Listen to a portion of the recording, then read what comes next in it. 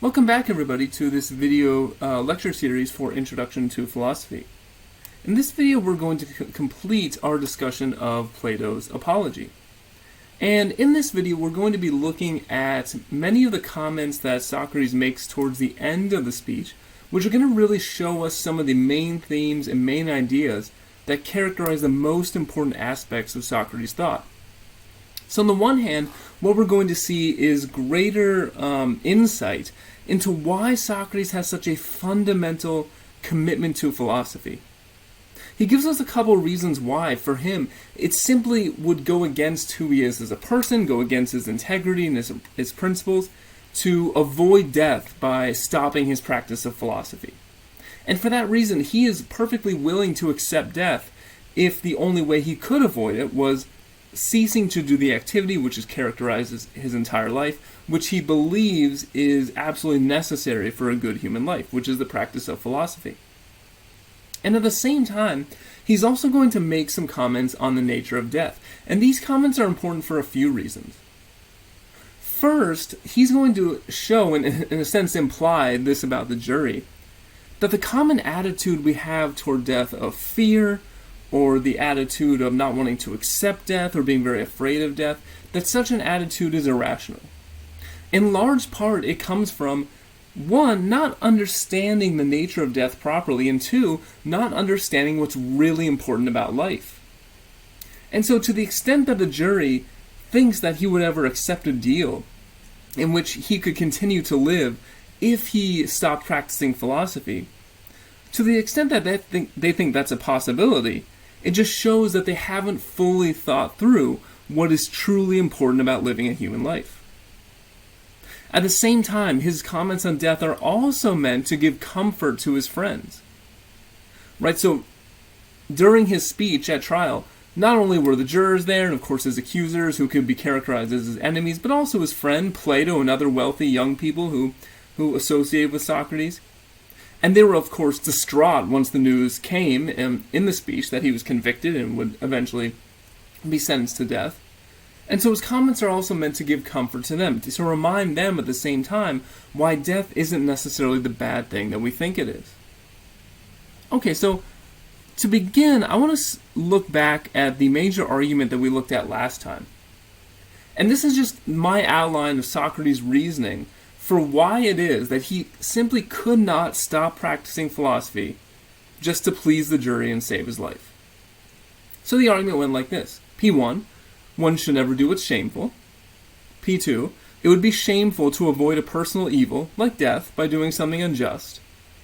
And P3, the crucial premise for our purposes, Socrates claims that he would be doing something unjust and therefore doing something shameful if he avoided death, a personal evil, by ceasing philosophy. And I want to focus on P3 here, because the question you should have is, right, in our previous video we saw Socrates say, well, philosophy is my station in life, I can't leave my post, right? I have a mission from the god Apollo to practice philosophy. Well, why is this? Why does he think that he has this sort of mission to practice philosophy? Where does his absolute commitment to philosophy and the philosophical way of life, where does that come from? And we see his justification for this in the following passage from 37e to b,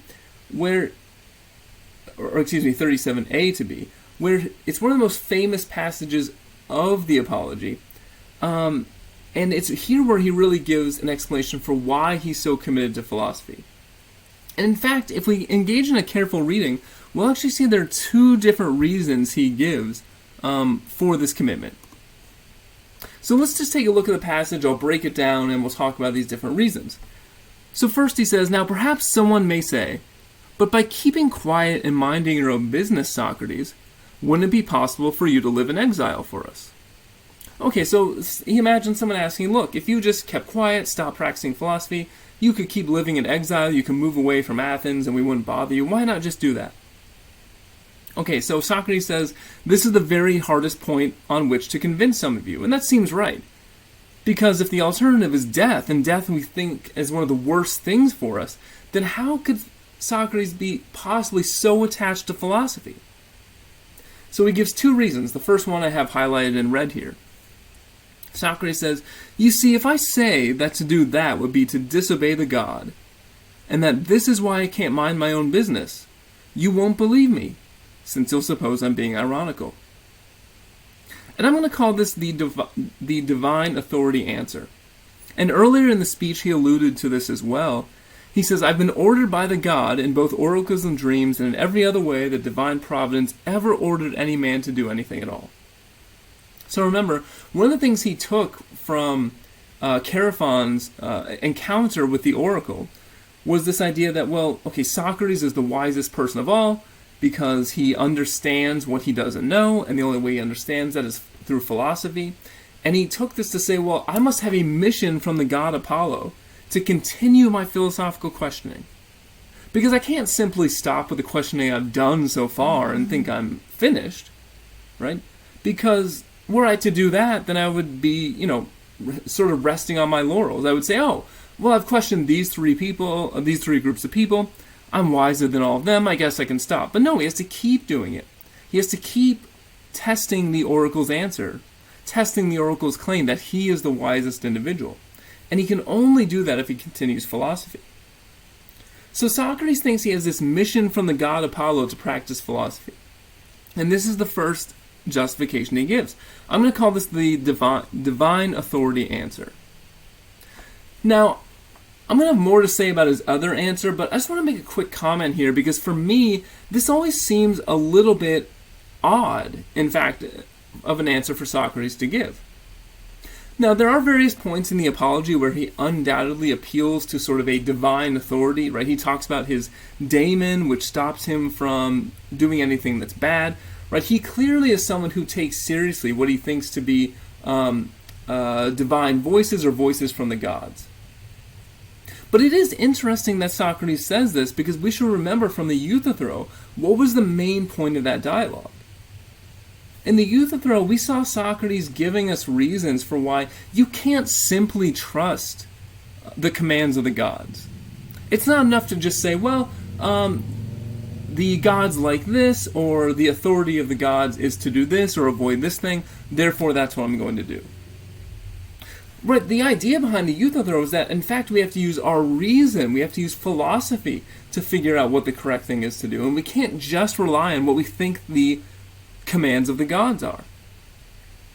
So, for this reason, it's a little bit strange, at least to me, that Socrates appeals to his mission from the god Apollo here. Because in a sense, it seems like he's just relying on divine authority. He's saying, the reason I can never stop philosophy is simply because one of the gods told me I must continue it.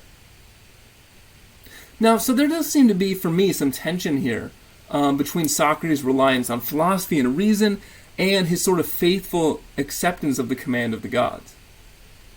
This tension, of course, is nothing new, right? It's a sort of tension that crops up in many religious contexts. So, for instance, in the Bible, there's the famous story of Abraham and Isaac, right? So God comes and he orders Abraham to sacrifice his son Isaac. Abraham ultimately, he prepares for the sacrifice. He intends to do it, even though, of course, it's a heart-wrenching and sort of horrible action to do, and God stops him at the last minute. And so if you put yourself in that position, of course, you're in a position where you're saying to yourself, well, do I trust this voice of divine authority even when it seems to me to be wrong? Or do I use my reason?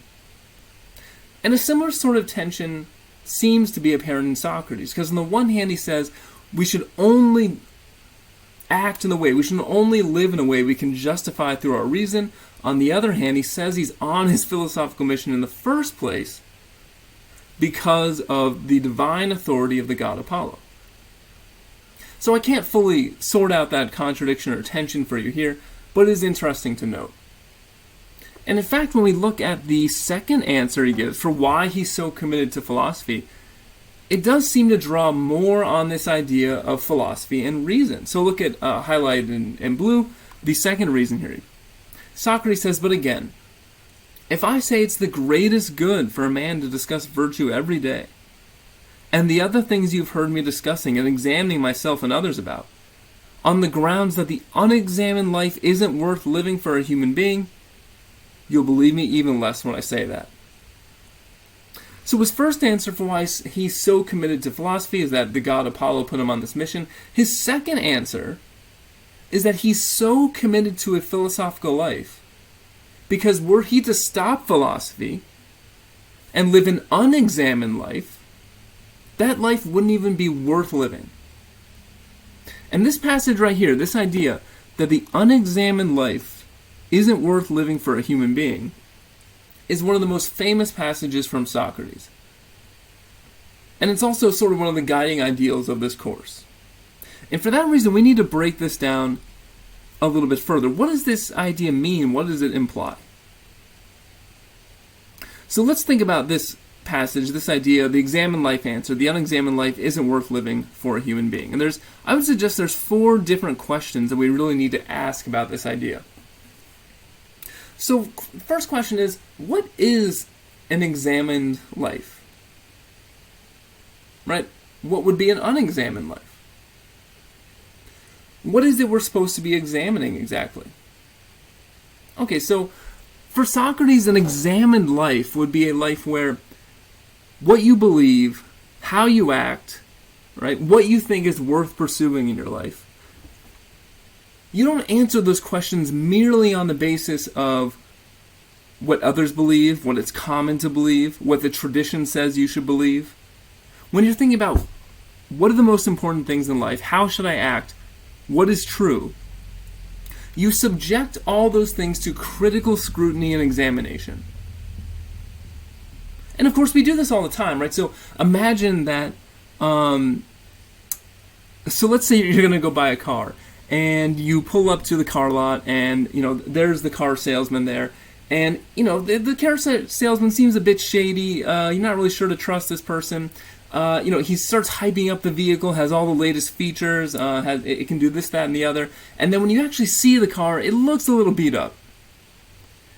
Now, in this case, of course, you would say, well, I'm going to think critically. I'm going to examine the claims he's making here, right? Is it really true that this is a top-of-the-line car? Or is it the case he's just trying to manipulate or deceive me? Right? Whenever we think we're being taken in, we immediately sort of turn up our critical reasoning faculties, our critical thinking faculties, and we ask, is what's being said here true? And we don't just accept it on the faith of this other individual. And we do that all the time. But what Socrates is asking us to do here is not just apply that to some specific scenario where we're worried we're going to get taken advantage of, or where we really need to know what's true for some practical purpose, right? I need to know whether this is a good car or not before I purchase it. He's saying we should be using our critical faculties to think about our lives as a whole. You shouldn't just accept that the proper way to live your life is the one that is suggested by maybe your friends and your family or your community or your religious association or the political party for which your family is a part, or whatever tradition you've been customarily raised in. To live an examined life is simply not to just accept that the way of living suggested by that tradition is correct, but it's to examine it, think critically about it, and say, is this really how I ought to live my life? And of course, for Socrates, the way you examine your life just is through philosophy, through asking critical questions, in just the way that in the Euthyphro, Socrates forced Euthyphro to critically examine his life, and in just the way he did that in the marketplace in Athens, forcing the citizens of Athens to examine their lives and ask, what is really important, the pursuit of virtue or the pursuit of power, money, wealth, etc.? Now, another question here is, okay, so the examined life is a life where we think critically about what we do and what we believe. What sort of value does the examined life have? And notice the way Socrates puts it. He says, the unexamined life isn't worth living for a human being. Now, what does that mean? That means an examined life is so important that it's a precondition for having a life that's worth living in the first place. And this is actually a very radical claim. Because if you say an unexamined life isn't worth living for a human being, well, that means that if you live an unexamined life, the implication is that you might as well be dead. That you might as well not be living. Now, on the one hand, we see why Socrates would say this. It justifies why it would make no sense for him to avoid death by stopping philosophy. If what life is really about is engaging in philosophical questioning and examining of your own life, then what use would it be to, live a few more years, but give up the practice of philosophy? That's what made life worth living in the first place. And another implication we should think about here is, think about how common it is to live an examined life. I would actually suggest to you it's not very common at all if you take a wide enough perspective. Now, in some cases, that could just be because human beings, we like, mental security, mental comfort. Engaging in critical questioning and philosophical reasoning is actually very hard. It's much easier to just believe the things that we're taught to believe, to do the things that are common to do. That's much easier. But there's also other reasons why living an examined life is actually somewhat rare. If you think about the vast swath of human history, think about how long in human history human beings have had the sort of leisure time necessary to live an examined life. Right? To live an examined life, you have to have the time to sit back and think and reflect and carefully reason about things. And of course, that's very hard to do when, for instance, you're working a 16-hour shift at the factory. Or if you need to go out and hunt and gather your food to survive. If what your existence is every day is getting the basic necessities you need to live to the next day, that doesn't allow for very much time for philosophical reflection. And for the vast majority of human history, all human beings were in that circumstance. All human beings were in a circumstance where there just wasn't the leisure time to do this sort of thing. And even now, right, many people live lives, quite unfortunately, in impoverished circumstances where nothing like the opportunity to really engage in philosophical questioning and examination is open to them. This is one reason why if you get nothing else sort of out of this course, or one thing I would like you to get out is a certain sort of attitude or disposition to thinking about your time as a college student. One thing I always tell students is that the opportunity you have now as a college student is an extremely rare and extremely valuable one. Because, of course, there are a myriad ways, there are many, many ways in which this is an oversimplification. Like, of course, people have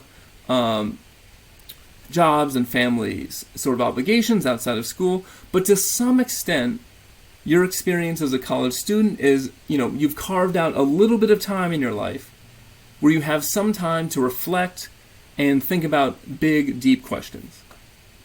And of course, a philosophy course is the perfect place to do that. It's an opportunity you may never get in your life again. Right? After you've graduated and you're on a certain career path and most of your time will be taken up with that and family obligations and other things, the opportunity to think seriously about questions such as, does God exist? What is the meaning of life? Where does morality come from? That opportunity will largely be gone. And so it's worth thinking about the fact that the fact that you're able to engage in this exercise of examining your life and thinking deeply about important philosophical issues is a rare opportunity you really should take seriously and is actually quite valuable. And what this also suggests, if Socrates is right, is that many, many individuals, in his view, don't have the privilege and opportunity to live what he would consider to be a full human life. If a full human life requires the ability to examine our lives, then the practical needs of life for most people just prevent that. This also explains why Socrates sees himself as such a benefit to the city of Athens. Right? He told us last time that he's a benefit to the city of Athens precisely because he is there to question the citizens and force them to think about their lives. His presence doesn't let them just get wrapped up in making money, gaining power and influence in the city, worrying about their reputations. So for Socrates, the examined life is what makes life worth living in the first place. It really has the sort of highest value. Now another point I want to make, right? I want to look at question 3. Question 1 and 4 I think we considered together. But question 3, for whom is the examined life valuable? Socrates tells us the unexamined life isn't worth living for a human being. Notice he talks specifically about human beings here, right? We can think about other kinds of beings. There's dogs and cats and zebras and frogs and horses. There's all other sorts of non-human animals. Socrates is going to say that, well, to make their life worth living, they don't really have to live an examined life. And that's because they can't live an examined life. They don't have the mental ability to look at their life in a critical way. They just, for the most part, run on instincts. And those instincts lead them to procreate and get food and shelter and the things they need to live. So it's a great privilege, but also a great responsibility of being a human being that you use the higher mental faculties you have to engage in this sort of process of critical reasoning about your life. And if Socrates is right, then exercising that responsibility is really the most important thing you can do. Because to live an unexamined life is just to live a life that at the end of the day is not quite human. And it's exactly for this reason that after this he tells the Athenians and the jury, he says, again, what you're doing to me now, putting me to death, is really going to harm you more. He says the following, you did this now in the belief that you'll escape giving an account of your lives. For Socrates, he sees the actions of the jury as essentially a way to get rid of him. And it's because they're tired of engaging in his philosophical questioning. They want to return to their comfort. They don't want to have to give an account of their lives to him. They don't want to have to explain their beliefs and actions.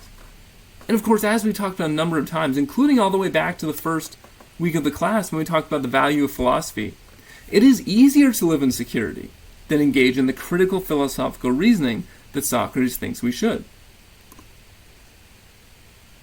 Now, I want to finish here by looking at some of the comments about death that Socrates makes.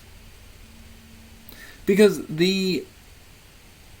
one of the things he considers is Socrates must seem a very sort of odd individual to them. Because he knows that for most people at this point, if they've been suffered to death, they would be visibly shaken in front of the jury. Again, they would be bringing their friends and family in front of the jury to make an emotional appeal.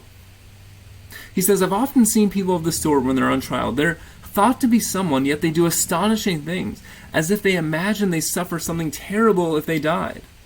It would be immortal if only you didn't kill them.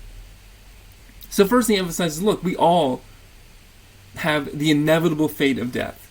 And Socrates sees it as very odd when someone acts as if, the fact that their death is coming now is something horrible for them. And ultimately, in fact, what Socrates wants to say to the jury and also again to his friends who are distraught at the fact that he's now going to die, he says, I'm going to explain to you why death not only might not be a bad thing, but could be a good thing for me. He says, what then do I suppose the explanation for that? I'll tell you. You see, it's likely that what has happened to me is a good thing, and that those of you who suppose death to be bad make an incorrect supposition. Now, of course, as we're going to talk about later in this class, it is a common attitude that death is one of the most, the worst thing we can suffer. And so it's striking that Socrates makes this claim. And really there are two questions here that we have to think about. First, what I'll call the badness of death question. Is death bad for the person who dies? And two, the fear of death question. Is it rational to fear the fact that one will die? And a common sense intuition is that, first, not only is death bad for us, it's one of the worst things for us. And because of that, we should fear it greatly.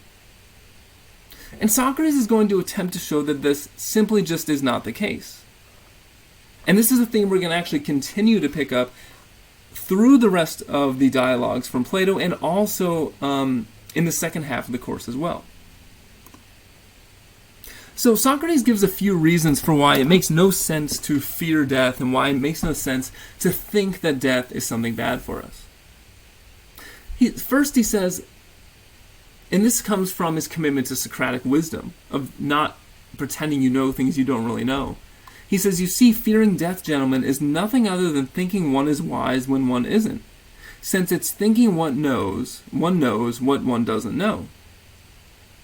So if you're afraid of death, if you think death is a bad thing, that seems to imply that you know what happens after death, or you know what death is like. Now, to be perfectly upfront, imagining oneself as being dead, or imagine what it's like to be dead, can be a very difficult, disquieting, and disturbing thing. And in part, of course, it depends on what your beliefs are about what happens after death. But I know one thing I've attempted to do, especially when I was younger, was literally to imagine just myself in a state of nothingness. Which, of course, is impossible, because to imagine something, you've already left the realm of nothingness. But it's a disturbing sort of exercise. And I think in part, this is what Socrates is getting at. Death is so different. I mean, there's no other way to put it. Death is so seemingly different from life. It's so foreign to life. Nothingness, not existing, seems so strange in comparison to the lives we live now, that it's hard for us to get a handle on it. And so when we start to think about death, we seem to imagine that we know it's going to be a horrible thing to suffer. But in fact, for Socrates, that's just another example of pretending to know something one doesn't know. And he drives this point home with what I'm going to call the death dilemma argument. It's an argument he makes at the very end of the speech. So he says, look, to show you that we don't know that death is bad for the one who dies, and in fact it's quite likely death is not bad, he says, let's consider the possibilities. Because again, Socrates isn't saying he knows what happens after our death. He's just saying, let's consider the possibilities and reason about what they would be like. So P1, he says, we are either nothing and have no awareness whatsoever after our death, or there is a migration of our soul into the afterlife after our death. This is actually a pretty widely accepted premise, right? If you think about most people, if you ask them what happens after death, you'll usually get one of two answers. You'll either get that just the lights turn off, there's nothing, you no longer exist, all the mental activity in your brain shuts off, and that's it. Or some people will say, well, your soul or whatever it is about you that can outlast the death of your body, it goes somewhere else, to some other afterlife. So most people accept that those are, the two major possibilities. So Socrates simply wants to consider each of these. So let's first consider the first possibility, that you are nothing, that after death there just is simply no awareness, all your mental activity, all your experience just shuts off. He says if that's the case, then death is not bad for the one who dies. Now, keep in mind what I just said. There's times where I've tried to imagine myself not existing and found it fundamentally disturbing and foreign to think about myself in just a state of nothingness, for no self to exist, to the point where it just is extremely uncomfortable to think about. I think there's something to that, but look at the way Socrates draws a comparison here. He says, now, if there's in fact no awareness, but it's like sleep, the kind in which the sleeper has no dream whatsoever, then death would be an amazing advantage. For I imagine that if someone had to pick a night in which he slept so soundly that he didn't even dream, and had to compare all the other nights and days of his life with that one, and then, having considered the matter, had to say how many days or nights of his life he had spent better or more pleasantly than that night, I imagine that not just some private individual, but even the great king, would find them easy to count compared to other days and nights. Well, if death's like that, I say it's an advantage, since in that case the whole of time would seem no longer than a single night. So he says, think about those times in your life when you've been really, really tired, and you're like, oh, it would be amazing just to go to sleep immediately, have a nice dreamless sleep. During the day, you know that at some point you're going to go to sleep later. And think about your attitude toward the fact that you're going to go to sleep later. You never find yourself fearful of it. You're not like, oh my gosh, I'm going to go to sleep later, it's going to be horrible, I'm going to experience nothingness. No, you never say anything like that. Now, from your first person subjective personal point of view, what is different about a dreamless sleep and death? Death simply is, on this possibility we're considering, the ceasing of all experience. right? Not experiencing anything. And of course, that's just what a dreamless sleep is. Laying there, unconscious, not experiencing anything. You may have had times where you've had surgery and you've gone under deep anesthesia. Now, you may have had some fear about, oh, is something going to be messed up? But put that aside. You probably didn't fear being in the state of being unconscious. That probably wasn't fearful to you. So, if we don't fear being asleep, if we don't fear being under anesthesia or being unconscious in general, then why do we fear death like it's some sort of horrible thing that happens to us? It simply just doesn't follow. So Socrates says if that's what death is, then it doesn't sound so bad. Now, I'd be very interested to hear what we think about this premise. This is actually something an idea we will pick up on later in the course, in the second half of the course, when we talk a little bit more about the nature of death and the badness of death. But no matter what we think about this premise, it at least is somewhat comforting, and it might at least have some effect on the extent to which we fear death. Because sometimes when you think about the way in which people are afraid of death, the attitude we commonly take toward death, it seems to suggest that what we think is going to happen is we're going to go somewhere to be horribly tortured. But in fact, that simply doesn't follow at all. On this possibility, at least, there's no reason to think that we're going to be suffering in that sort of way. So even if death is bad for us, it doesn't quite seem that we have a great reason to fear it if Socrates is right here.